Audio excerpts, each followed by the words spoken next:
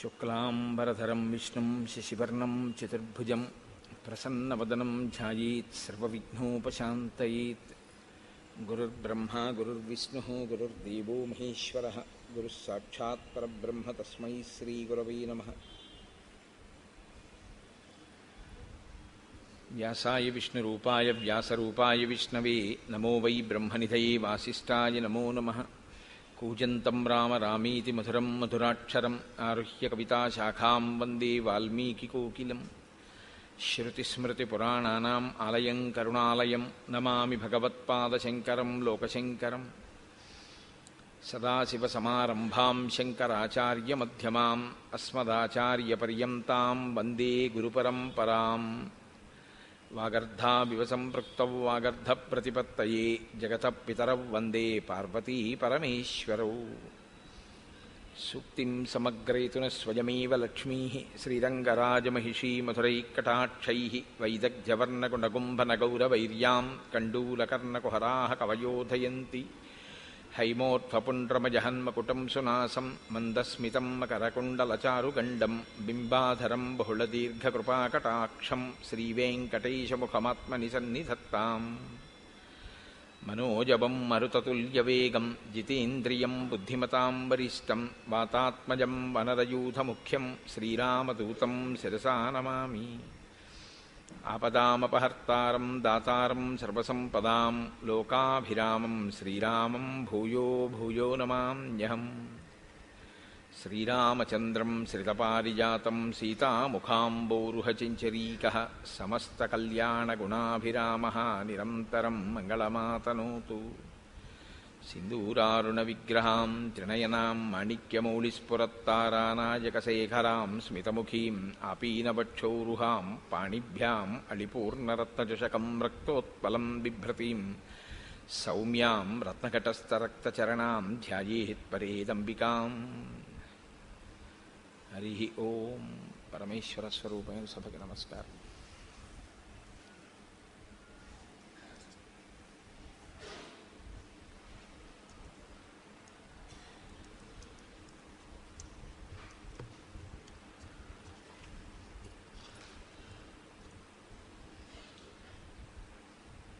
మారీచుడు రావణాసురునితో పరిపరి విధముల మాట్లాడుతున్నటువంటి విషయాన్ని నిన్నటి రోజున మీతో నేను ప్రస్తావన చేస్తూ ఉన్నాను.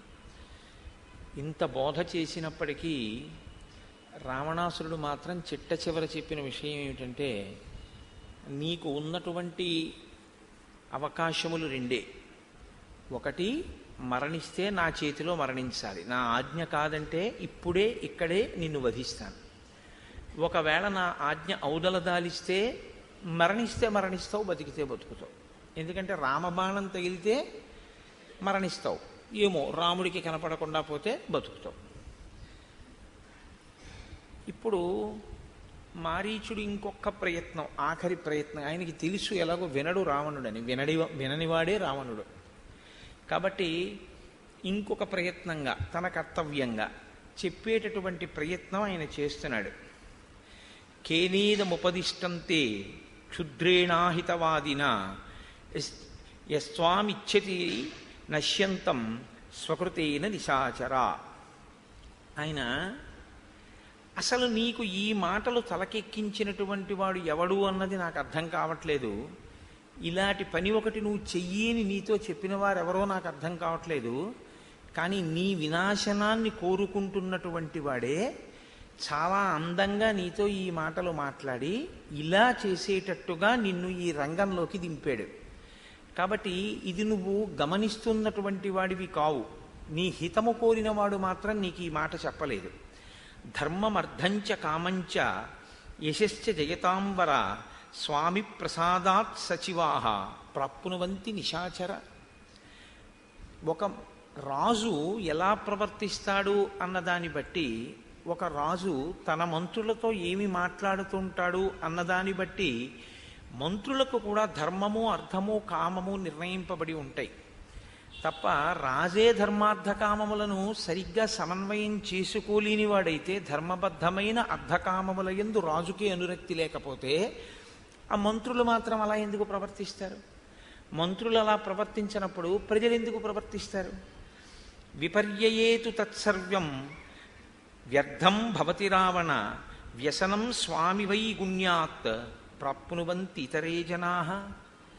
ప్రభువే పాడైపోతే, ప్రభువే చెడు మార్గంలో ప్రవర్తిస్తూ ఉంటే ప్రజలందరూ కూడా అలాగే పాడైపోయి పురుషార్థ సమన్వయమును మర్చిపోతారు. అంటే పురుషార్థ సమన్వయాన్ని మర్చిపోవడం అంటే అసలు దేని కొరకు ప్రయత్నం చెయ్యాలో, దేన్ని పొందడానికి ధర్మబద్ధమైన అర్థమును కామమును వినియోగించుకోవాలో ఆ విషయాన్ని మర్చిపోతారు. ఆ కట్టు తప్పిపోతారు. తప్పిపోతే ధర్మమును ఉల్లంఘించినటువంటి అర్థము ధర్మ వ్యతిరిక్తమైనటువంటి కామము.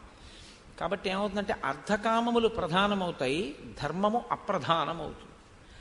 అప్రధానమవుతుంది అన్న విషయంలో మీరు ఒకటి గుర్తుపెట్టుకోవాలి. ధర్మం తెలియక అప్రధానం అవ్వడం ఒకటి, ధర్మం తెలిసి అప్రధానం అయిపోయి తనకి అనుగుణంగా ధర్మాన్ని మాట్లాడుతూ ఉండడం ఒకటి. రావణుడు రెండవ కోవకి చెందినవాడు. ఎందుకంటే వేదము చేత చెప్పబడినటువంటి ధర్మం ఏదో అది తెలియనివాడు మాత్రం కాడు, అది తెలిసిన్నవాడే. కానీ తనిష్టం వచ్చినట్లుగా ప్రవర్తిస్తూ అర్ధకామములకు పెద్దపీట వేస్తాడు. వేసి నేను చేసినది ధర్మబద్ధమే అని బుకాయిస్తూ ఉంటాడు. కాబట్టి నీ ప్రజలకి కూడా ఇదే అలవాటు పడిపోతుంది. పడిపోతే ఇలా పెచ్చు పెరిగిపోయినటువంటి అధర్మం చిట్ట చివరికి పెను ప్రమాదాన్ని తీసుకొస్తుంది. రాజమూలో హి ధర్మశ్చ జయశ్చ జయతాంబర తస్మాత్ సర్వాస్వస్థాసు రక్షితవ్యా నరాధిపాహ. రావణ, ప్రజల యొక్క ధర్మాచరణము, వారి శ్రేయస్సు రాజు యొక్క ప్రవర్తన మీద ఆధారపడి ఉంటుంది. కాబట్టి ఎప్పుడూ కూడా రాజులు ధర్మ మార్గంలో నిలబడాలి. ఎందుకంటే ఆదర్శం ఏమిటి అంటే నడవడి ఆదర్శం. మీరు ఎప్పుడు జ్ఞాపకం పెట్టుకోండి, కోటి మాటలు చెప్పనివ్వండి, ఆయన ఎలా ఉంటాడు అన్నదానికి పెద్దపీట.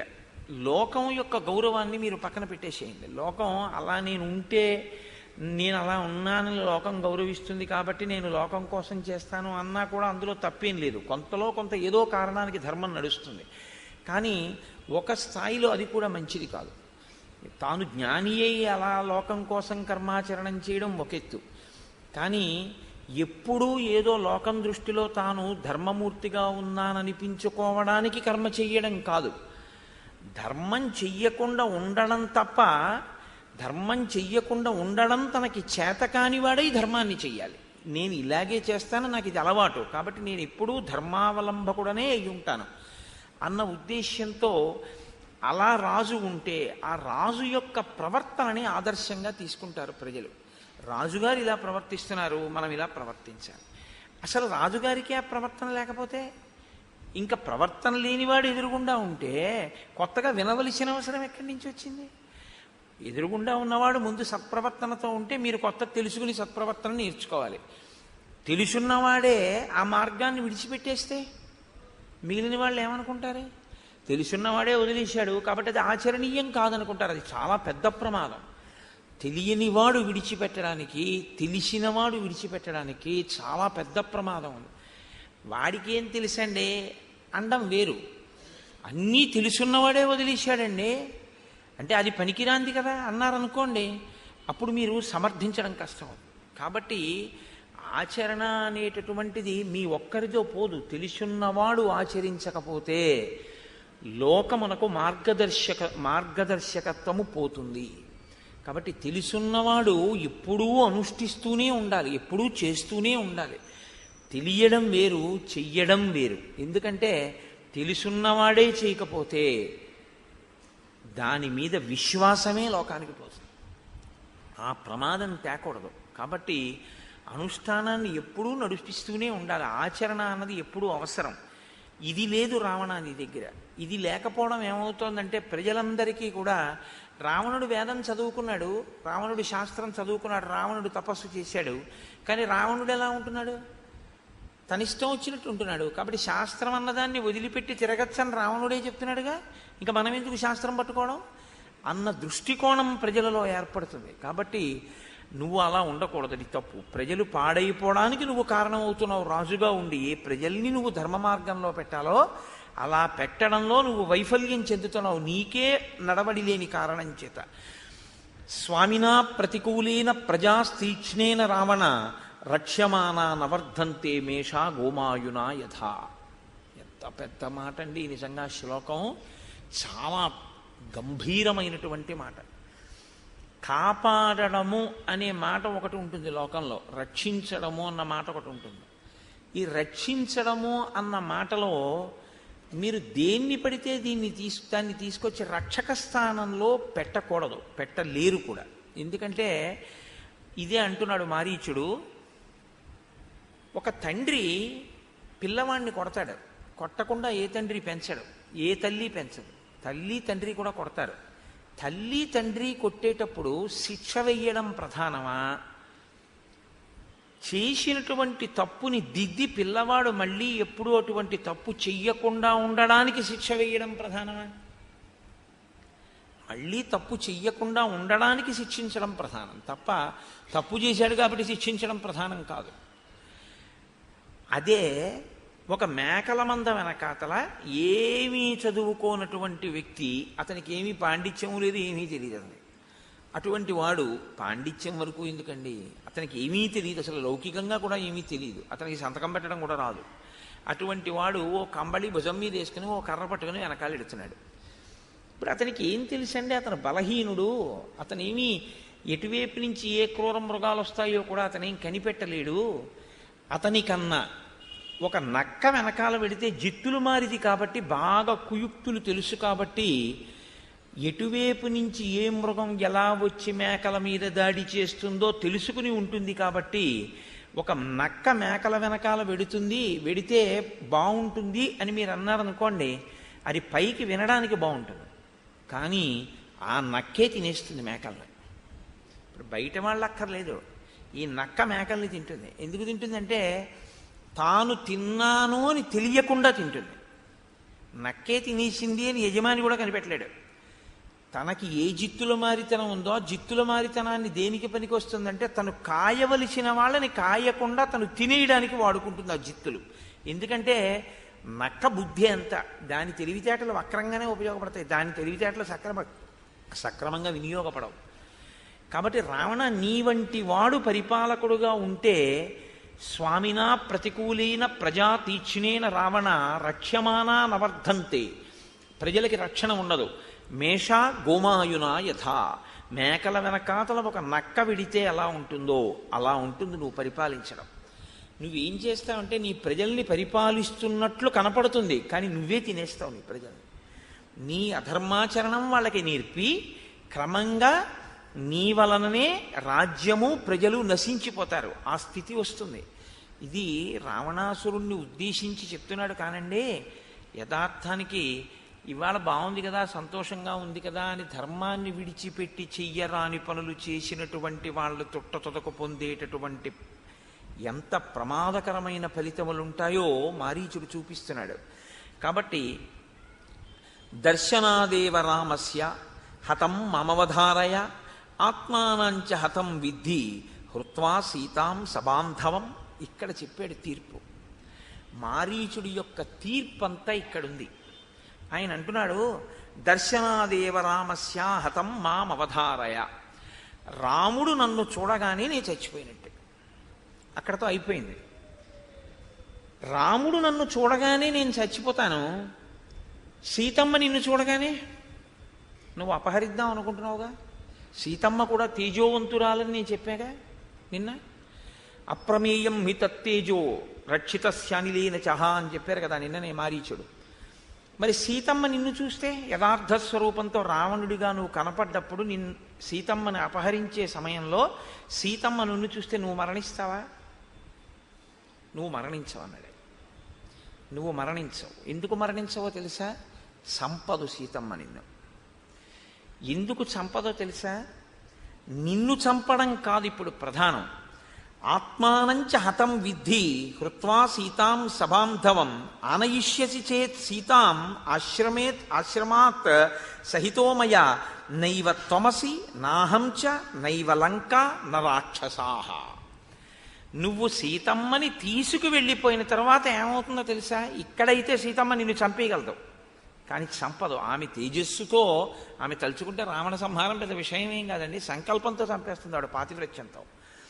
నిన్ను చంపదు, నువ్వు తీసుకెడతావు సీతమ్మని. తీసుకెళ్ళాక ఏమవుతుందో తెలుసా?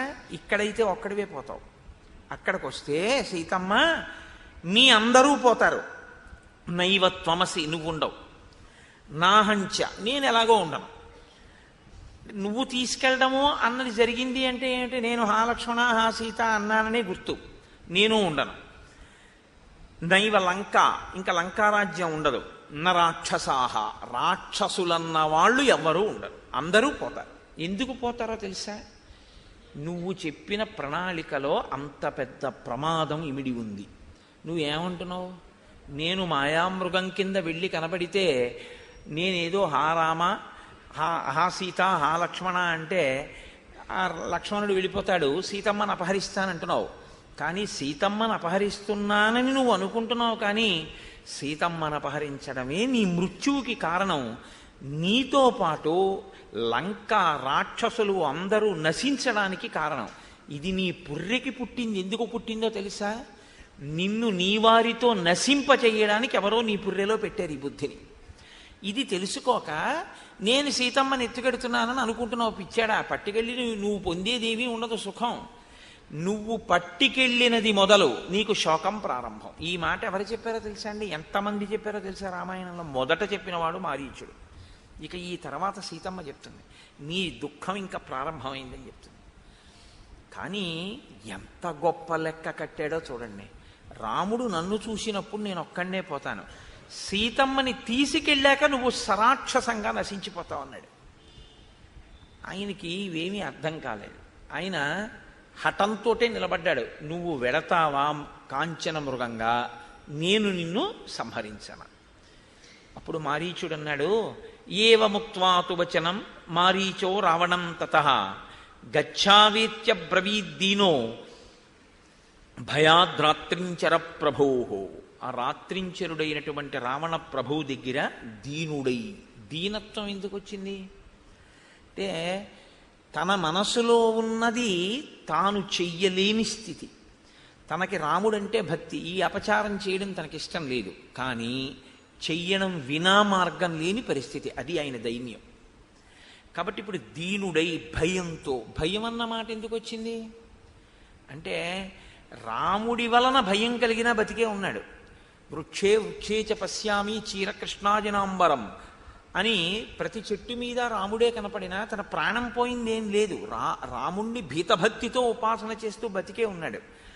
కానీ ఇప్పుడు రావణుణ్ణి కాదంటే చచ్చిపోతాడు. చచ్చిపోవడం, రావణుడి చేతిలో చచ్చిపోయినటువంటి వాడికి ఉత్తమ లోకాలు వస్తాయని నమ్మకం లేదు. కానీ ప్రభువు మాట ఔదల దాల్చి రాముణ్ణి శత్రువుగా భావించి, రామునితో యుద్ధంగా భావించి రాముని చేతిలో మరణిస్తే తను ఊర్ధ్వలోకాలు పొందే అవకాశం ఉంటుందేమో. పైగా రామ బాణమే చాలు, రాముణ్ణి చూస్తూ చావడమే చాలు. ఇది మారీచుడి ఆలోచన. కాబట్టి ఇప్పుడు రావణుని వలన కలిగిన భయం చేత రావణుడు చెప్పిన మాట వినడం వినా మార్గం లేని స్థితికి దైన్యమును పొందాడు, భయాన్ని పొందాడు. ఇప్పుడు అన్నాడు, కిం ను శక్యం మయా కర్తుం ఏవం త్వయి దురాత్మని ఏష గచ్ఛామ్యహం తాత స్వస్తి తేస్తు నిశాచర. ఆయన అన్నాడు, నీ ఆధీనంలో ఉన్నటువంటి నేను ఇప్పుడు ఇంకా ఇంతకన్నా చెయ్యగలిగినటువంటి పరిస్థితి లేదు. అంటే మీరు ఇందులో ఒక విషయాన్ని గమనించాలి. ఇన్ని తెలిసున్న మారీచుడు కనకమృగంగా కనపడ్డం తప్ప మార్గం లేని పరిస్థితి బిగుసుకుంటోంది. అంటే దీని వెనకాతల దేవతలు కూడా ఉన్నారు. రావణ వధ జరగాలి అంటే రాముడు వెళ్ళాలి. కాబట్టే ఆయన బుద్ధిలోకి అటువంటి ఆలోచన వచ్చింది. మీరు ఎప్పుడూ ఒక్కటే జ్ఞాపకం పెట్టుకోండి, ఎవడి పతనమైనా ఎక్కడ ప్రారంభమో తెలుసా అండి? ఆలోచన దగ్గరే ప్రారంభం, ఆలోచన దగ్గరే మొదలవుతుంది. అంతే. రాకూడని ఆలోచన అన్నది పుర్రెలోకి వచ్చింది అనుకోండి, ప్రమాదం వచ్చేసినట్లే.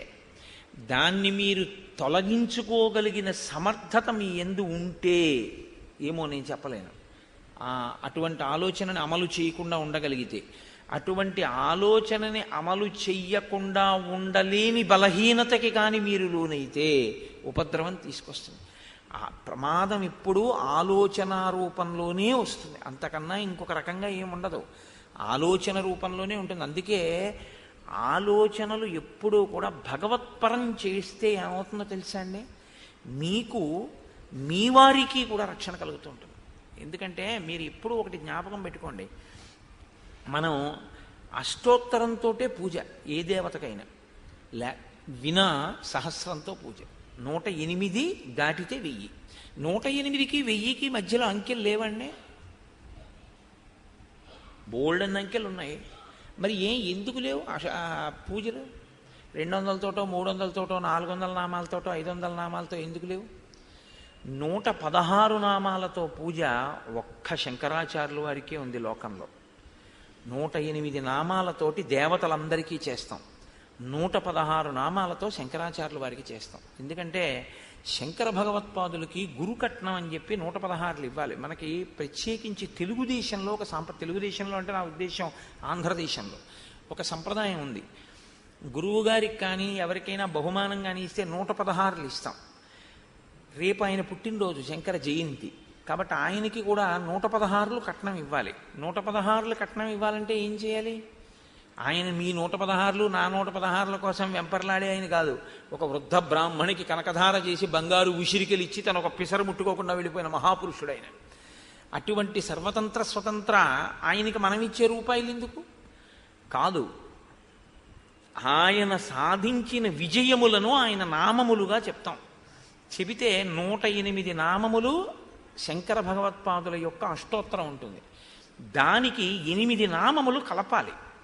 ఈ 8 నామములు ఎక్కడి నుంచి కలపాలి, ఏవి కలపాలి, ఇది రేపు శంకరాచార్యుల వారికి చెప్పవలసినటువంటి నామాలలో ఉన్న ఒక గొప్ప మలుపు.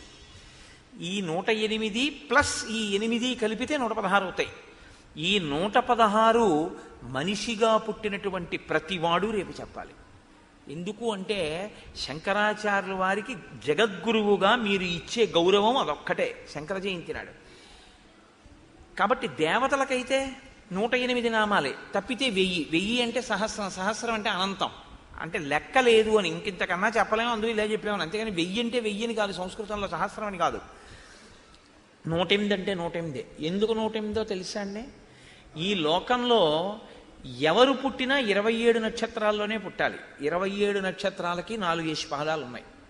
27 నక్షత్రాలకి 4 పాదాల చొప్పున 108. అంటే 108 పాదములలో పుట్టడం తప్ప ఈ 27 నక్షత్రముల యొక్క 4 పాదాల చొప్పున 108 పాదాలలో తప్ప అసలు పుట్టడానికి వేరొక సమయము లేదు. ఎవరు పుట్టినా నక్షత్రాన్ని బట్టేగా గుణించేది. కాబట్టి నక్షత్రాన్ని ఆధారంగా తీసుకుంటే ఈ సమస్త భూతములు కూడా ఈ 108 పాదములలో పుట్టాయి. 108 పాదములలో పుట్టిన సమస్త భూతముల యొక్క శాంతిని కోరడం లోకశాంతిని కోరడం. సనాతన ధర్మంలో నేను బాగుండాలి, మా ఆవిడ బాగుండాలి, మా అబ్బాయి బాగుండాలని పూజ చెయ్యం. సర్వే జనాః సుఖినో భవంతు, జనులు కూడా కాదు, లోకాః సమస్తాః సుఖినో భవంతు. లోకం అంటే శం చతుష్పదే ద్విపదే, అందులో 4 కాళ్ళు 2 కాళ్ళు, సమస్త ప్రాణులు బాగుండాలి. సమస్త ప్రాణులు బాగుండాలంటే 108 పాదములలో పుట్టినవన్నీ బాగుండాలి. 108 పాదములలో పుట్టిన సమస్త భూతకోటి బాగుండాలని 108 నామాలతో పూజ. కాబట్టి 108 మన వాళ్ళు పెట్టారు అంటే ఏదో చేతకాక అష్టోత్తరం పెట్టారంటే 109వ నామం ఏమిటో వాళ్ళకేం గుర్తు రాలేదు అందుకు 108 పెట్టారు అనుకోకూడదు. అయితే లక్ష్మికి 108, శారదకి 108, సరస్వతికి 108, శివుడికి 108, విష్ణువుకి, అందరికీ 108. ఇది దాని అంతర్లీనమైన రహస్యం. అది తెలుసుకుని మీరు అష్టోత్తరం చెప్పాలి తప్ప అష్టోత్తరం చెప్తున్నాం అంటే 108 నామాలు చెప్తున్నాం అని చెప్తే అది ఎప్పటికీ మీకు ఆ 108 నామాలు మీరు ఎందుకు చెప్తున్నారు అనేటటువంటి భావశుద్ధి మీ ఎందుకు కలగదు. అసలు మీకు ఆ భావన ఉంటేనే అమ్మవారు అనుగ్రహిస్తుంది. మీరు ఎప్పుడు జ్ఞాపకం పెట్టుకోండి, భావము చేతనే మీరు కృప చేయబడతారు. భావనామాత్ర సంతుష్టాయై నమో నమః. ఆ భావన తెలియకుండా, దాని లోపలి రహస్యం తెలియకుండా మీరు ఎన్ని చెయ్యండి, దాని వలన పూర్తి ప్రయోజనం సిద్ధించడం చాలా కష్టం అవుతుంది.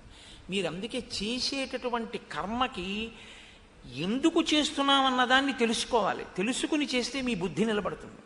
మీ బుద్ధి నిలబడిన ఉత్తర క్షణంలో మీరు ఆ ప్రయోజనాన్ని సాధించగలుగుతారు. కనుక ఇప్పుడు ఆయన అంటున్నాడు, కిన్ను శక్యం మయా కర్తుం ఏవంత దురాత్మని ఏష గచ్చామ్యహం తాత స్వస్తితేస్తు నిశాచర. నేను నీతోనే వస్తున్నాను, నీ ఆధీనంలో ఉన్నాను, కాబట్టి ఇప్పుడు ఇంతకన్నా నేను చెయ్యగలిగినటువంటి లేదు, కాబట్టి నేను నీతో వస్తాను అంటే రాముడి చేతిలో మరణించడానికి సిద్ధపడుతున్నాను అని అన్యాపదేశంగా చెప్పడం. నీ చేతిలో చావడానికి ఇష్టపడను, రాముడి చేతిలోనే మరణిస్తాను. కానీ మీరు జాగ్రత్తగా గమనించండి, మారీచుడి యొక్క ఈ కథ ఒక విచిత్రమైన రీతిలో ఒక ముగింపుకు వస్తుంది. చాలా జాగ్రత్తగా గమనించండి. మారీచుడు చెప్పేది, మారీచుడు చేసేది, మారీచుడు వెళ్ళే క్రమం, దీన్ని మీరు చాలా జాగ్రత్తగా పరిశీలనం చేయండి, మీకు ఒక విషయం అందుతుంది. ఏతత్ శౌండీర్యయుక్తంతే మచ్చందాదివ భాషితం ఇదానీవ మారీచ పూర్వమన్యో నిశాచర. నీవు ఇప్పుడు మారీచుడివి, పూర్వం అన్యో నిశాచర, ఇంకో రాక్షసుడివి. అసలు నీలో ఆ మారీచుడనబడేటటువంటి వాడికి ఉండవలసినటువంటి రాక్షసత్వం అసలు కనపడలేదు. ఇందాకటి దాకా అంత పిరికితనంగా మాట్లాడావు. అంటే మారీచుడు చేసినటువంటి హితబోధ రావణుడికి అంత కంటకప్రాయంగా అనిపించింది. తను అనుకున్నది చేస్తానంటే ఉత్తముడు, తను అనుకున్నది చెయ్యొద్దు అని చెప్తే మారీచుడు కాడు, ఎవరో రాక్షసుడు. అంటే రావణుని బుద్ధి అంటే ఏమిటంటే తను అనుకున్నది సాధించడం కోసం ఎన్ని రకాలైన యుక్తులైనా పన్నుతాడు, ఎన్ని రకాలుగానైనా మాట్లాడతాడు. ఈ తన అనుకున్న కార్యాన్ని సాధించడం అన్న దానికోసమని చెప్పి తను ఏది మాట్లాడినా శాస్త్రం అదే అంటాడు, తను ఏది చేసినా అదే శాస్త్రీయం అంటాడు. ఇది అత్యంత ప్రమాదకరమైనటువంటి ధోరణి. ఇది దేని కొరకు చేస్తాడు? తన కొరకే చేస్తుంటాడు. తన కొరకు చేయడం తప్ప ఇతరుల యొక్క సుఖాన్ని తన దృష్టిలోకి ఎప్పుడూ పెట్టుకోడు.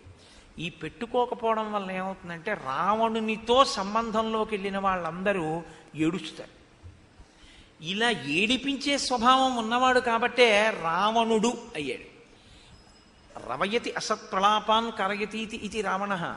రావయతి, ఆయన ఎప్పుడూ ఇలాంటి అసంబద్ధమైన మాటలు మాట్లాడుతూ ఇతరులను ఏడిపించేటటువంటి వాడు భయంకరమైనటువంటి రవం చేస్తాడు, అంటే భయంకరమైన ధ్వని చేస్తాడు. ఆయన పేరు రావణుడు కాదు అసలు, ఆయన పేరు దశగ్రీవుడు. ఎందుకంటే ఆయన పుట్టినప్పుడు 10 తలలతో పుడితే దుర్నిమిత్తములు కనపడ్డాయి, ఉత్తరాఖండలో చెప్తారు.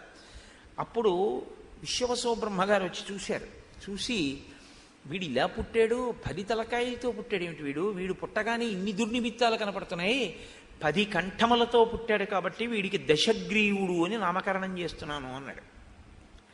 కానీ ఆయన బిరుదునామం కింద ఏది పెట్టుకున్నాడో తెలుసా అండి? ఆయన బిరుదు రావణ అన్నది. ఆయన కైలాస పర్వతాన్ని కదిపాడు ఒకసారి. పార్వతీ పరమేశ్వర దర్శనం వెంటనే జరగలేదని కోపం వచ్చి చేతులతో ఎత్తి కలపబోయాడు. పరమశివుడు కాలి బొటన వేలుతో నొక్కితే చేతులు దాని కింద ఉండిపోయినప్పుడు రావణుడు అరిచిన అరుపులకి 3 లోకములు తల్లడిల్లిపోయాయి. అలా అరిచాడు, అంత ధ్వని చేశాడు. అంత ధ్వని చేస్తే శివుడు ఆయన్ని పిలుస్తూ అన్నాడు, ఇంతంత పెద్ద పెద్ద కేకలెట్టావు, ఎంత కంఠం ఉందిరా నీకో అని ఇంత రవం చేశావు కాబట్టి రావణా అన్నాడు. వాడికి అది నచ్చింది, రావణా అని పిలిపించుకున్నాడు. చేతులు తొక్కేస్తే అంత అరుపు ఇచ్చావని అసహ్యంగా నన్ను అలా పిలిచాడు, దాన్ని పెట్టి పిలిపించుకోవడం ఏమిట్రా అని, లేదు రావణా అనే పిలిపించుకున్నాడు. ఆయన జీవితం అంత గొప్ప జీవితం. అలా ఉండకూడదు, రావణాసురుణ్ణి అనుకరించే ప్రయత్నం చేయకూడదు ఎప్పుడు. కాబట్టి ఇది ఆయన యందు ఉండేటటువంటి లక్షణం. మీరు అందుకే రాముడు మాట్లాడినా రావణుడు మాట్లాడినా చాలా జాగ్రత్తగా గమనిస్తూ ఉండాలి. ఏతత్ శౌండీర్యయుక్తంతే, ఇది పరాక్రమం అంటే. ఇన్నాళ్ళు వీరోచితంగా కాకుండా ఏం పిరికి మాటలు మాట్లాడావు, ఇప్పుడు నువ్వు నాకు అనుగుణంగా మచ్చందాదివ భాషితం, నా అభిప్రాయానికి అనుగుణంగా మాట్లాడావు. తన అభిప్రాయానికి వ్యతిరేకంగా మాట్లాడినంతసేపు మారీచుడు కాదు, తన అభిప్రాయానికి అనుగుణంగా సరే వస్తానులే అన్నాడు. సరే వస్తానులే ఇంట్లో ఒప్పుకుని కాదు, నీ చేతిలో చావడం ఇష్టం లేక అని. అయినా సరే ఆయనకేం బాధలేదు, వస్తానన్నాడు చాలు. కాబట్టి ఇదానీమసి మారీచ, ఇది మారీచుడంటే. పూర్వం అన్యో నిశాచర, ఇతపూర్వం మాట్లాడిన వాడు మారీచుడు కాదు, ఎవడో రాక్షసుడు. అంటే తన మాట ఒప్పుకుంటే మారీచుడు, తన మాట ఒప్పుకోనివాడు మారీచుడు కాదు. అదే రాముడైతే రాజ్యం ఇస్తానన్నా తండ్రే, ఇవ్వకపోయినా తండ్రే, అంతే తేడా. మీరు ఇదే గమనించవలసి ఉంటుంది రామాయణంలో. ఇది గమనించనంతసేపు రామాయణం మీకేమైనా ఉపయోగపడుతుందా అంటే నేను చెప్పలేను. ఇది గమనిస్తేనే మీకు ఉపయోగపడుతుంది. కాబట్టి ఇప్పుడు బయలుదేరారు. ఆ బంగారు రథాన్ని చూపించాడు, దీన్ని అధిరోహించమన్నాడు. ఆ రథం ఎక్కారు, ఆకాశ మార్గంలో వచ్చారు. అరటి చెట్లతో కూడినటువంటి రామచంద్రమూర్తి యొక్క పర్ణశాల ప్రాంగణమునందు దిగారు. దిగిన వెంటనే మారీచుడి చెయ్యి పట్టుకుని అన్నాడు, మారీచా, ఏది నేను కోరుకున్నటువంటి బంగారు మృగంగా మారిపో అన్నాడు. అంటే అవతలవాడు చచ్చిపోతాడు అంటే ఈయనకేం లెక్క ఉండదు. అయ్యాడు అంటే చచ్చిపోయాడు అని లెక్కే. ఈయనకి ఏమైనా బాధ ఉందా? పోన్లేరా ఏమైనా కావలసినవి ఏమైనా ఉన్నాయా, పోనీ ఆఖరి కోరిక ఏమైనా ఉందా అని కూడా అడగడు. అంత దయారహితుడు. సాధారణంగా ఎంత నేరం చేసిన వాడిని ఉరి తీసేసేటప్పుడు కూడా నీకేమైనా ఆఖరి కోరిక ఉందా అని అడుగుతారు. రావణాసురుడు అలా కూడా ఏం అడగడు. అయిపో బంగారు మృగం అన్నాడు. అయిపో బంగారు మృగం అంటే పో రాముడి చేతిలో. ఎందుక తొందర? తను సీతను అపహరించాలంతే ఆయనకి కావాల్సింది తప్ప అవతలవాడు పోనివ్వండి, ఏడవనివ్వండి, ఏమైపోనివ్వండి రావణుడికి అక్కర్లేదు. అది రావణాసురుని యొక్క మనస్తత్వము. అది అత్యంత ప్రమాదకరము. అటువంటి వ్యక్తిత్వం కానీ ఎవరికైనా ఉంటే ఇంకా అంతకన్నా ప్రమాదకరమైనటువంటి వ్యక్తి లోకంలో ఉండడు. మీరు అటువంటి వారి దృష్టిలో పడకూడదు, మీ దృష్టిలో వారు ఉండకూడదు. చాలా ప్రమాదం. రావణుడి దృష్టిలో మారీచుడు ఉండడం కదండి కొంప ముంచేసింది. లేకపోతే ఆయన ఏమవునో పాపం. అలాంటి వారి దృష్టిలో కూడా మీరు ఉండకూడదు. ఒకవేళ అవతలి వ్యక్తిత్వం అటువంటిది అని మీరు గమనించారనుకోండి, మీరు తప్పుకోవాలంతే. ఆయన దృష్టిలోకి మీరు వెళ్ళకూడదు, మీరు దాటిపోవలసి ఉంటుంది. ఇంకా ఎందుకు? అది మీకు క్షేమం. మీరు ఏమాత్రం మొహమాట పడి ఉన్నా సరే ప్రమాదం వచ్చేస్తుంది. మరీచి రావణోపాఖ్యానం మీరు చూస్తున్నారుగా వాళ్ళిద్దరి మధ్య సంబంధాన్ని. కాబట్టి ఇప్పుడు మారీచుడు సతురూపం సమాస్థాయ మహాదద్భుత దర్శనం మణిప్రవర శృంగాగ్రహ సితాసిత ముఖాకృతి రక్త పద్మోత్పల ముఖ ఇంద్రనీలోత్పల శ్రవాహ కించిదభ్యున్నత గ్రీవ ఇంద్రనీలదళాధర కుందీందువజ్ర సంకాశం ఉదరంచాస్య భాస్వరం మధూక నిభపార్శ్వశ్చ పద్మకింజల్క సన్నిభ వైఢూర్య సంకాశ ఖుర తను జంఘ సుసంహత ఇంద్రాయుధ సపర్ణేన పుచ్చేనోర్ధ్వం విరాజత మనోహర స్నిగ్ధవర్ణో రత్నైర్నానావిధైర్వృత క్షణేన రాక్షసో జాతో మృగ పరమశోభన వనం ప్రజ్వలయన్ రమ్యం రామాశ్రమ పదం చతత్. వెంటనే ఆ మారీచుడు బంగారు మృగం కింద మారిపోయాడు. ఆ బంగారు మృగం కింద మారినప్పుడు ఆయన పొందినటువంటి అందానికి ఆ అడవి అంతా శోభిల్లింది. దాని కొమ్ములు ఇంద్రనీలములు ఎలా ఉంటాయో అలా ఉన్నాయిట. ముఖం తెలుపు నలుపు వన్నెలతో కలిసి ప్రకాశిస్తోందిట. ఒకటి పై పెదవి ఎర్రమందారంలా ఉందిట, మరి ఒకటి నల్లకలువ ఎలా ఉంటుందో అలా ఉందిట. చెవులు ఇంద్రనీలమణుల్లాగా అటు ఇటు కదులుతూ అంత ప్రకాశవంతంగా ఉన్నాయిట. మెడ కొంచెం ఇలా పైకెత్తి చూస్తోందిట. ఈ పై దవడలు ఆడిస్తూ చూస్తూ ఉంటాయి జింకలు, కాబట్టి ఈ దవడలు ఆడిస్తూ చూస్తోందిట. అధరము ఇంద్రనీలం ఎలా ఉంటుందో అలా ముదురు రంగుతో విలసిల్లుతోందిట. ఆ లేడీ యొక్క కడుపు మల్లె పువ్వు చంద్రబింబం ఎలా ఉంటాయో అంత తెల్లగా, వజ్రం ఎలా ఉంటుందో అలా మిరిసిపోతోందిట. దాని పక్క భాగాలు నెమలివన్నెతోటి పద్మకేసరముల యొక్క రంగుతోటి ప్రకాశిస్తున్నాయిట. గిట్టలు వైఢూర్యమణులు ఎలా ఉంటాయో అలా ప్రకాశిస్తున్నాయి. ఆ పక్కన ఉండేటటువంటి సంధిబంధములు పిక్కలు మంచి దృఢంగా ఉన్నాయి. తోక చిన్న తోకని పైకెత్తి ఇంద్రధనస్సుని నిలబెట్టినట్టు నిలబెట్టింది. పలు వన్నెలతో మెరిసిపోతోంది. రత్నాలను బోలినటువంటి చుక్కలతో ఒంటి మీద నిగనిగలాడిపోతూ ఆ మారీచుడు ఇలా చూసినటువంటి వాళ్ళ యొక్క దృష్టిని ఆకర్షించేటటువంటి రీతిలో ఆ రాముని యొక్క పర్ణశాల ప్రాంతమునందు తిరుగుతున్నాడు. మరి రావణుడు రథం, ఆయన ఎక్కిన రథం మాయలతో కూడుకున్న రథం కాబట్టి అది కనపడకుండా అదృశ్యం అవుతుంది. కానీ అక్కడే ఉంటాడు, ఉండి చూస్తుంటాడు. తను కనపడడు, రథం కనపడదు. మళ్ళీ ఆయన సంకల్పం చేస్తే రథం కనపడుతుంది. అంత ప్రమాదకరమైన వ్యక్తి. ఇప్పుడు సీతమ్మ యొక్క దృష్టిలో పడాలి ఈ మృగం. కాబట్టి ఆ మృగం దగ్గరకు వస్తోంది, ఆకులు తింటోంది, అటు పరిగెడుతోంది, ఇటు పరిగెడుతోంది, దూరంగా వెడుతోంది, దగ్గరికి వస్తోంది, చల్లగా చెట్ల నీడలో పడుకుంటోంది, అంతలో లేస్తోంది, ఆడుతోంది, దూకుతోంది. మిగిలినటువంటి మృగముల మధ్యలోకి కానీ ఈ మృగం వెడితే రాక్షసుడు ఈ మృగ రూపంలో ఉన్నాడు అని వాసన బట్టి మిగిలిన మృగాలు కనిపెట్టి ఈ మృగం కనపడగానే దీని వాసన చూసి మిగిలిన మృగాలన్నీ కూడా అరణ్యంలోకి పారిపోతున్నాయి. ఇది మాత్రం అనుమానం రాకుండా ఉండడం కోసం మృగరూపంలోనే పరిగెడుతున్నటువంటి ఆ మృగాలని తినేద్దామని కోరిక ఉన్నా తినకుండా నిగ్రహించుకుంటోంది. ఎందుకంటే ఒక జింక ఇంకొక జింకను తింటే బయటపడిపోదండి. అందుకని తినకుండా ఆ మృగములతో కలిసి పరిగెడుతున్నట్టు పరిగెడుతోంది. కానీ అసలు నిజానికి మృగాలన్నీ ఎందుకు పరిగెడుతున్నాయంటే దీన్ని చూసే పరిగెడుతున్నాయి. దీని వాసన చూస్తే అవి కనిపెట్టాయి, ఇది మామూలు మృగం కాదు, ఇది రాక్షసుడని. జంతువులకి ఈశ్వరుడు అటువంటి శక్తి ఇస్తాడు. ఒక్కొక్క జంతువుకి ఒక అపూర్వమైనటువంటి లక్షణం ఉంటుంది. పేపర్లలో కూడా వచ్చింది ఆ మధ్య, భూకంపం వచ్చే ముందు కొన్ని జంతువులు భూమిలోంచి బయటకు వచ్చేస్తాయి. వాటికి ఈశ్వరుడు అటువంటి శక్తిని ఇస్తాడులా ఉంది. కాబట్టి తెల్లవారుతుంటే కోడి కోరికి వస్తుంది. దానికి ఎవరు చెప్పారు తెల్లవారింది కుయ్యమని? ఒక్కొక్క పక్షికి ఒక్కొక్క ప్రాణికి ఈశ్వరుడు ఒక్కొక్క విభూతిని ఇస్తాడు. కాబట్టి ఇప్పుడు సీతమ్మ తల్లి పువ్వులు కోయడం కోసమని బయటికి వచ్చింది. బయటికి వచ్చి ఆ మృగాన్ని చూసింది. ఆవిడ ఆశ్చర్యపోయింది.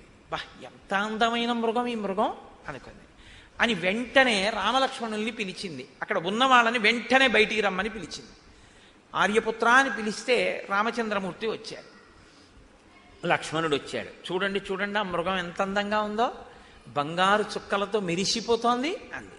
వెంటనే లక్ష్మణుడు అన్నాడు, శంకమానస్తు తం దృష్ట్వా లక్ష్మణో రామమబ్రవీత్ తమైవైన మహం మన్యే మారీచం రాక్షసం మృగం చరంతో మృగయాం మృష్టాః పాపేనోపాధినావని అనేన నిహతారాజన్ రాజానః కామరూపిణ మృగో ఏవం విధో రత్న విచిత్రో నాస్తి రాఘవ జగత్యాం జగతీనాథ మాయేషాహిన సంశయ. లక్ష్మణుడు అన్నాడు, శంకమానస్తు తం దృష్ట్వా లక్ష్మణో రామమబ్రవీత్. అనుమానాస్పదంగా మృగం వంక చూసి లక్ష్మణుడు రాముడితో అన్నాడు, అన్నయ్య ఇది మృగం కాదు. ఎందుకో తెలుసా? అసలు ఎక్కడైనా ప్రపంచంలో ఇటువంటి బంగారు చుక్కలు కలిగినటువంటి మృగం ఉంది భూమండలం మీద అని ఉన్నదా? ఎక్కడా లేదు. ఈ మృగం మారీచుడు. మారీచుడు ఇటువంటి వేషాల్లో తిరుగుతూ వేటకొచ్చినటువంటి రాజుల్ని భక్షించి ఎందరో రాజుల్ని తిన్నాడు. ఆ మారీచుడే మనకేదో ప్రమాదాన్ని తలపెట్టడం కోసమని ఇటువంటి మృగరూపంలో ఇక్కడ తిరుగుతున్నాడు. కాబట్టి అన్నయ్య నువ్వు నమ్మద్దు అన్నాడు. అంటే సీతమ్మంది, ఇది గ్రహణమభ్యేతి జీవన్నేవం మృగస్తవ ఆశ్చర్యభూతం భవతి విస్మయం జనయిష్యతి సమాప్త వనవాసానాం రాజ్యస్థానాం చన పునః అంతఃపుర విభూషార్థో మృగయేష భవిష్యతి. అసలు లక్ష్మణుడు చెప్తున్నటువంటి మాటల్ని పట్టించుకోని దానిలా ఆవిడంది, ఏమండి ఏమండి నేను చెప్పింది వినండి అని రాముడితో, ఇది గ్రహణమభ్యేతి, మీరు కానీ ఈ మృగాన్ని పట్టుకుంటే అది బ్రతికున్న మృగాన్ని తీసుకొచ్చారా? సమాప్త వనవాసానాం రాజ్యస్థానం చనః పునః. మనకి వనవాసం అయిపోతోందిగా, మనం మళ్ళీ రాజ్యానికి వెళ్ళిపోతాంగా. చక్కగా ఈ మృగాన్ని పట్టుకెళ్ళి మన ఉద్యానవనంలో విడిచిపెడితే ఈ మృగం తిరుగుతుంటే అందరూ చూసి ఎంత సంతోషిస్తారో, ఎంత బాగుందో మృగం అంటారు. ఒకవేళ ఈ మృగం ప్రాణాలతో దొరకలేదనుకోండి, మీరు ఈ మృగం యొక్క చర్మాన్ని తీసుకొస్తే నేను మీతో కలిసి ఇక్కడ పచ్చిక బయళ్లలో ఈ మృగ చర్మం మీద కూర్చొని వినోదిస్తాను. కాబట్టి జీవన్నయదితే భేతి గ్రహణం మృగసత్తమ అజినం నరశార్దూల రుచిరం మే భవిష్యతి. ప్రాణాలతో జింక దొరకకపోతే ఇబ్బంది లేదు, దాన్ని చంపేసి ఆ చర్మాన్ని తీసుకురండి. కానీ ఒక ఆడది ఇంతలా నిగ్రహించి తీసుకురండి తీసుకురండి తీసుకురండి అని చెప్పి ఒక జింక మీదగా పంపిస్తోంది అని అనుకుంటున్నారా ఆర్యపుత్ర? కామవృత్తమిదం రౌద్రం స్త్రీణాం అసదృశం మతం వపుషా త్వస్య సత్వస్య విస్మయో జనితో మమ. ఆడది భర్తని నిగ్రహించి అందులో ప్రమాదం ఉందేమో అని భర్త తత్తరపడుతున్నా కూడా అదే కావాలి అదే కావాలని రౌద్ర ప్రవృత్తితో హఠం చేసి తెమ్మని అడగకూడదు. కానీ నాకు కుతూహలం కలిగింది అందావిడ. కుతూహలము అంటే ఎలాగైనా ఇంత అందంగా ఉంది కాబట్టి దీన్ని నాదాన్ని చేసుకోవాలన్న తాపత్రయం ఏర్పడింది. కాబట్టి రామా, మీరు నాకు దాన్ని తెచ్చిపెట్టవలసింది. రాముడు అన్నాడు వెంటనే, చాలా చమత్కారమైన విషయం అండి శ్రీరామాయణం. రాముడు అన్నాడు, యది వాయం తథాయన్మాం భవేద్వదసి లక్ష్మణ మాయేషా రాక్షసస్యేతి కర్తవ్యోస్య వధోమయ. ఆయన వెడదామని నిశ్చయించుకుని లక్ష్మణుడికి చెప్తున్నాడు, సీతమ్మకి చెప్పట్లేదు. నేను వెళ్ళొచ్చేస్తానులే, నేను తప్పకుండా మృగాన్ని పట్టుకొచ్చేస్తాను, నీకేం భయం లేదని చెప్పేసి ఆయన వెళ్ళటం లేదు. ఆయన లక్ష్మణుడితో మాట్లాడుతున్నాడు. అంటే లక్ష్మణుడు అన్న మాటలలో ఉన్న సత్యాన్ని రాముడు గుర్తించలేదు అని మనం అనుకోవడానికి వీల్లేదు. ఆయన బాగా ఆలోచించాడు. ఆయన అన్నాడు, ఒకవేళ లక్ష్మణ నువ్వు చెప్పినట్టుగా ఇది మృగం కాకపోతే రాక్షసుడై ఉంటే అప్పుడైనా చంపేయాలిగా. రాక్షసుడు ఇలా తిరుగుతుంటే ఊరుకోకూడదుగా, చంపాలిగా. కాబట్టి పెడతాను. ఏతేన హిందృశంసేన మారీచేనాకృతాత్మన వనే విచరతా పూర్వం హింసితా మునిపుంగవాహ. మారీచుడు ఇత పూర్వం తమ ధర్మాన్ని తాము అనుష్ఠిస్తున్నటువంటి మునిపుంగవుల్ని బాధపెట్టాడు. వేటకొచ్చినటువంటి రాజుల్ని కూడా కబళించి తిన్నాడు. కాబట్టి ఒకవేళ మారీచుడైతే ఆ మారీచుడైనా నేను సంహరించవలసిందే. కాబట్టి ఇప్పుడు నేను సంపడం కోసం బయలుదేరుతున్నాను. ఆ మారీచుడికి 2 మాటలు రాముడు ప్రాణభిక్ష పెట్టాడు. 2 మాటలు ప్రాణభిక్ష పెట్టబడినటువంటి మారీచుడు 3వ మాట రాముడికి ఎదట పడుతున్నాడు. 3వ మాట ఎదట పడ్డాక మరణించాడు. 2 మాటలు ప్రాణభిక్ష రాముడి దగ్గర పుచ్చుకున్నటువంటి మారీచుడే 3వ మాట చచ్చిపోతూ రాముడికి జీవితంలో ఎన్నడూ కలగనంత దుఃఖానికి కారణమయ్యాడు. రాముడు దుఃఖపడ్డాడు అనే చెప్పవలసి ఉంటుంది ఒక నరుడిగా. అలా చెప్పకపోతే నరత్వానికి అర్థం లేదు. కాబట్టి లక్ష్మణుడితో అన్నాడు, ఇహత్వం భవ సన్నద్ధో యంత్రితో రక్ష మైథిలీం అస్యామాయత్తమస్మాకం యత్కృత్యం రఘునందన. నేనిప్పుడు ఆ మృగాన్ని వేటాడడానికి వెళ్తున్నాను. లక్ష్మణ, నువ్వు మాత్రం తస్మాత్ జాగ్రత్త. ధనస్సు పట్టుకుని సీతమ్మని చాలా జాగ్రత్తగా రక్షణ చేస్తూ ఉండు. సీతమ్మని ఒంటరిగా విడిచిపెట్టి మాత్రం నువ్వెక్కడికి వెళ్ళొద్దు. ఇక్కడే ఉండి సీతమ్మని కాపాడు. అహమేనం వధిష్యామి గ్రహిష్యామపి వాం మృగం యావత్ గచ్చామి సౌమిత్రే మృగమానయితుం ధృతం. నేను ఈ మృగాన్ని తీసుకురావడానికి వెడుతున్నాను. దీన్ని సజీవంగానైనా తీసుకొస్తాను, చంపైనా తీసుకొస్తాను. నేను సజీవంగా తీసుకొచ్చినా చంపి తీసుకొచ్చినా నేను తీసుకుని వచ్చే లోపల మాత్రం నువ్వు ఇది విడిచిపెట్టి వెళ్ళకూడదు, సీతమ్మ దగ్గరే ఉండాలి. ఇప్పటి వరకు లక్ష్మణుడు రాముని మాటని తిరస్కరించినటువంటి సందర్భమే లేదు. ఇప్పుడు రాముడు వెడుతున్నా అక్కడ ఒక పెద్ద రక్షణ పెట్టే వెళ్ళాడు. సీతమ్మ దగ్గర లక్ష్మణుణ్ణి కాపుదల పెట్టి వెళ్ళాడు. ప్రదక్షిణేనాతి బలేన పక్షిణ జటాయుషా బుద్ధిమతా చ లక్ష్మణ భవప్రమత్త పరిగృహ్య మైథిలీం ప్రతిక్షణం సర్వతయేవ శంకిత. ఆయన చాలా పెద్ద మాట చెప్పి వెళ్ళేటప్పుడు ప్రతిక్షణం సర్వతయేవ శంకిత.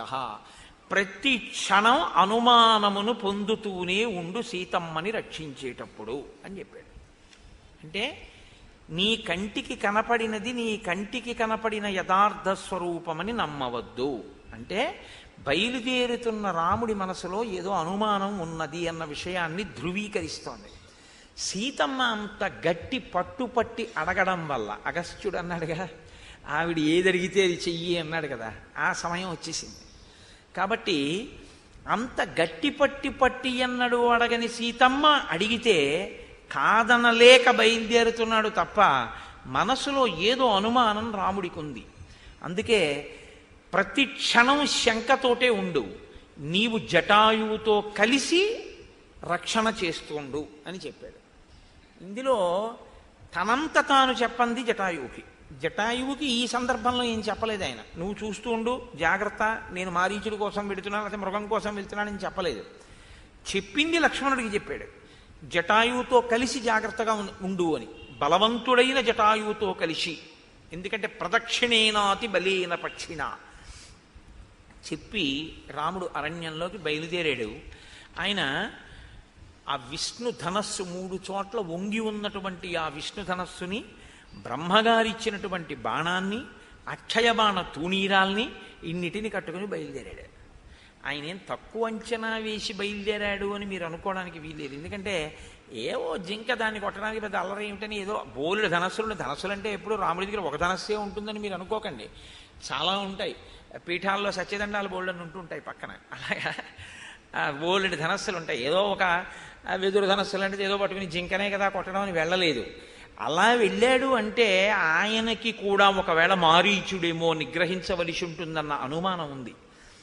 ఇంకా ఎంతమంది ఉన్నారో కంటికి కనపడకుండా. కాబట్టి జాగ్రత్తగా వెళ్ళాలని పరాకుతోటే రాముడు వెళ్ళాడు.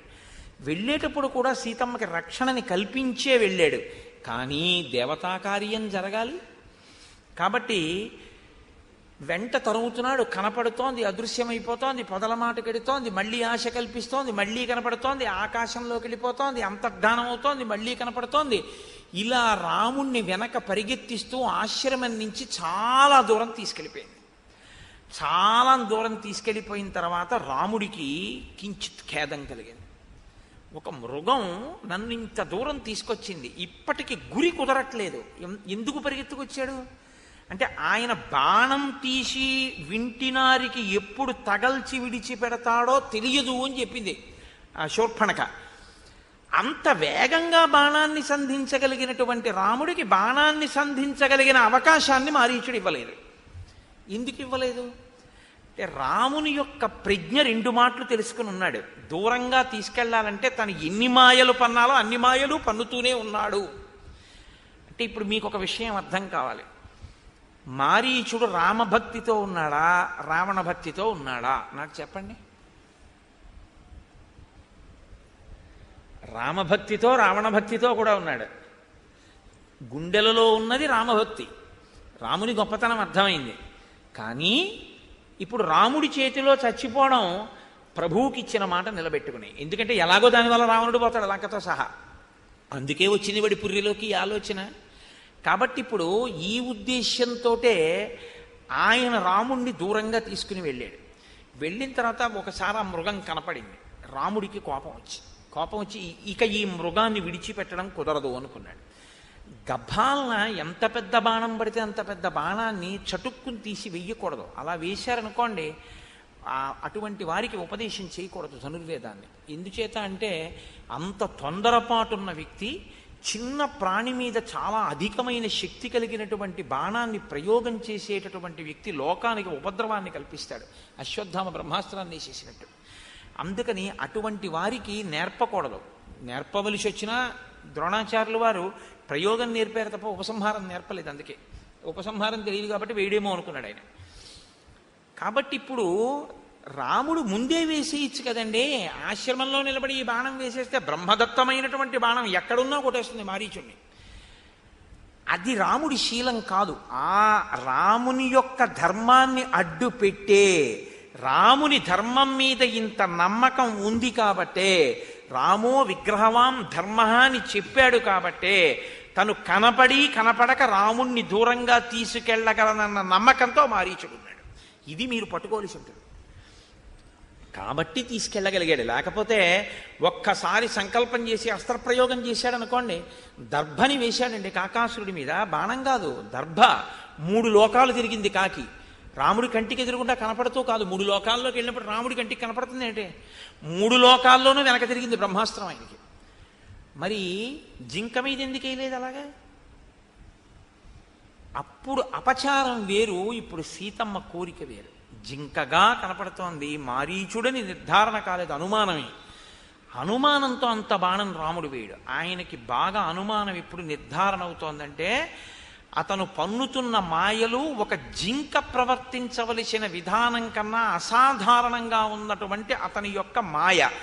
అతను తనని అంత దూరం తీసుకెళ్ళడం ఏదో అతను కోరుకున్న స్థానానికి ఎక్కడికో తన్ని తీసుకెళ్తున్నాడు ఇలాగా అన్న అనుమానం వచ్చాక ఇక నేను వెళ్లకుండా వీడిని ఇక్కడ పడగొట్టడం మంచిది అనిపించి సూర్యరశ్మి ప్రతీకాశం జ్వలంతం అరిమర్దన సంధాయ సుదృఢే చాపే వికృష్య బలవద్బలి తమేవ మృగముద్దిశ్య శ్వసంతమివ పన్నగం ముమోచ జ్వలితం దీప్తం అస్త్రం బ్రహ్మ వినిర్మితం. బ్రహ్మగారి చేత నిర్మింపబడినటువంటి ఆ బాణం ఒక పాము ఎలా బయలుదేరుతుందో అలా బయలుదేరి ప్రకాశిస్తూ అరిమర్దన శత్రువుని మర్దించగలిగినటువంటి ఆ బాణాన్ని బాగా దృఢంగా సంధించి వింటినారిని లాగి రామచంద్రమూర్తి విడిచిపెట్టారు. రాముని బాణానికి ఒక గొప్పతనం ఉంటుంది. రాముని బాణం యొక్క వేగం ఎవ్వరూ లెక్క పెట్టలేరు. అసలు అది కుదరదు. కిష్కింధకాండలో దీని మీదే కదా పెద్ద చర్చ అంతాను. ఈ అనుమానంతోనే అడుగుతాడు, ఎదర వింటారుగా వచ్చేస్తుంది ఇంకొక 2-3 రోజులు. రామబాణం యొక్క వేగం అటువంటిది. అంత వేగం ఉన్న బాణం మారీచుడి యొక్క గుండెల్ని చీల్చేసింది. చీల్చేస్తే మరణ సమయమునందు సంభోగ సమయమునందు కామరూపులకి అసలు రూపం వచ్చేస్తుంది. అప్పటి వరకు మాయావేషంలో ఉన్న ఆ సమయంలో మాత్రం వాళ్ళు కామరూపంతో ఉండడం కుదరదు, అసలు రూపం బయటికి వస్తుంది. కాబట్టి ఇప్పుడు తను వేసుకున్నటువంటి మిథ్యారూపం పోయింది. రామబాణం తగలగానే అంటే ప్రాణం పోతోందని గుర్తు. మిథ్యారూపాన్ని మారీచుడు వదలలేదు, అదే పోయింది. అంటే మారీచుడు మృత్యువుకి దగ్గరయ్యాడు. ఆ బాణం ఆయన గుండెల్ని చీల్చింది. ఒక ఎగిరి అంతెత్తు ఎగిరి కింద పడ్డాడంటే ఆ దెబ్బ యొక్క ధాటి అంతలా కొట్టింది మారీచుణ్ణి. మ్రియమాణస్తు మారీచో జహౌతాం కృత్రిమాం తనుం. కృత్రిమంగా తను ధరించినటువంటి తనువుని వదిలిపెట్టేశాడు. అసలు మారీచుడు ఎలా ఉంటాడో పర్వతాకార సన్నిభుడై అటువంటి మారీచుడు అయిపోయాడు. ఇప్పుడు మీరొక్క విషయాన్ని పట్టుకోవాలి.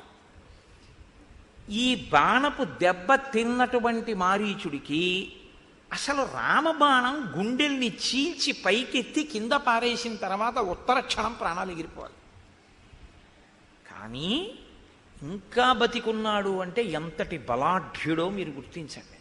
రామబాణం తగిలాక కూడా కొంతసేపు మాట్లాడాలి అంటే అపారమైన బలం ఉన్నవాడై ఉండాలి. వాలి మాట్లాడాడు అలా కిష్కింధకాండలో బాణం తగిలాక కూడా.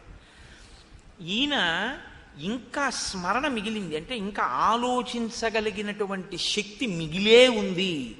ఆలోచించగలిగిన శక్తి నశించిపోయినటువంటి వాడు కాడు మారీచుడు.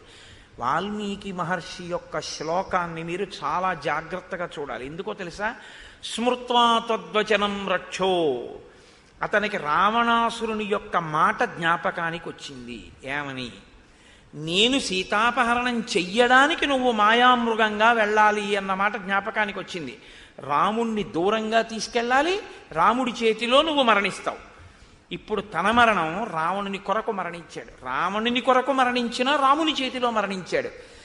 రాముడి చేతిలో మరణించడం వల్ల ప్రభువు యొక్క సేవకుడుగా తాను మరణిస్తే తన ధర్మం తాను తప్పకుండా మరణించినట్టు అవుతుంది. ఇప్పుడు ధర్మమూర్తిని అర్థం చేసుకున్నవాడు తన ధర్మానికి కట్టుబడిపోయాడు.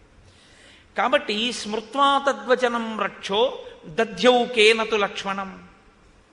ఆలోచించాడు, నేను మరణిస్తున్నాను, రామబాణం తగిలింది, రాముణ్ణి దూరం తీసుకొచ్చేసాను, లక్ష్మణుణ్ణి తీసుకొచ్చేయాలి. ఇప్పుడు తీసుకొచ్చేస్తే తప్ప సీతాపహరణం అక్కడ జరగదు. అక్కడ ఉన్నాడు రావణుడు. లక్ష్మణుడు ఎలా వచ్చేస్తాడు? ఆలోచించి ఇహ ప్రస్తాపయేత్ సీత శూన్యేతాం రావణోహరేత్. అక్కడి నుంచి లక్ష్మణుడు బయలుదేరి ఇక్కడికి వచ్చేస్తే తప్ప, అక్కడ ఖాళీ శూన్యమైతే తప్ప, సీతమ్మకి రక్షకులు లేకుండా ఉంటే తప్ప సీతాపహరణము జరగదు. కాబట్టి సప్రాప్తకాలమాజ్ఞాయ, వెంటనే అతనికి ఆలోచన వచ్చింది తనేం చెయ్యాలో. చకారచ తతస్వరం, రాముని యొక్క కంఠమును అనుకరించాడు, మాయలున్నవాడు కాబట్టి. అనుకరణ విద్య అన్నది అప్పుడే ఉందన్నమాట. చకారచ తతస్వరం సదృశం రాఘవస్యైవ, అచ్చు రాముడి కంఠంతో హా సీతే లక్ష్మణేతి చ, హా సీత హా లక్ష్మణ అని రాముడిలా ఉన్న శక్తినంతటినీ కూడా తీసుకుని సీతాలక్ష్మణులకు వినిపెట్టేటట్టుగా పెద్ద కేక వేసి కింద పడి శరీరం వదిలిపెట్టేశాడు. అంటే మీరొకటి బాగా జ్ఞాపకం పెట్టుకోవాలి. ఇక్కడ మారీచుడు మరణించడానికి ఆఖరణ తెలివి ఉంది కాబట్టి 2 మార్గాలు ఉన్నాయి అతనికి. ఒకటి హా రామ అంటూ మరణించడం ఒకటి, హా సీత హా లక్ష్మణ అంటూ మరణించడం ఒకటి కదండి. కొద్దిగా తెలివి ఉంది కాబట్టి ఇప్పుడు నేను ఏమంటూ చచ్చిపోవచ్చు అన్నది ఆలోచించగలిగాడు అని మహర్షి చెప్తున్నారు కదా. ఈ ఆలోచన వచ్చిన వాడికి హా రామ అంటూ చచ్చిపోదాం, ఈ నామం నన్ను గట్టెక్కించగలదని తెలియనివాడా? తెలియనివాడేం కాడు. రాముని యొక్క గొప్పతనాన్ని అంత గొప్పగా చెప్పాడు. కళత్రాణిచి సౌమ్యాని మిత్రవర్గం సదైవచ ఇది యదీచ్ఛసి చిరం భోక్తం మాకృధ రామ విప్రియం.